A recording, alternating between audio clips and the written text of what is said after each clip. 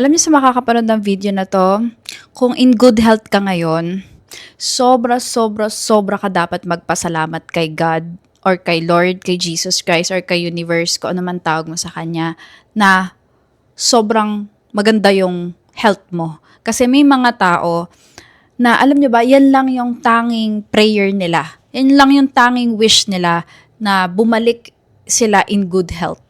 Alam mo yun na sa sobrang dami nilang manifestation or goals sa buhay, mas pipiliin nila bumalik yung good health nila. Kasi aanhin mo lahat ng yon.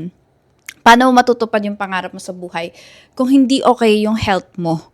So, isa to sa mga underrated blessings na dapat natin talagang ma-appreciate every single day, na gumigising tayo bawat araw na okay tayo. Alam mo yon, na kaya natin gawin lahat ng kompleto pa yung ano natin, katawan natin, parts ng body, alam mo yun, na good health ka. Alam mo yun?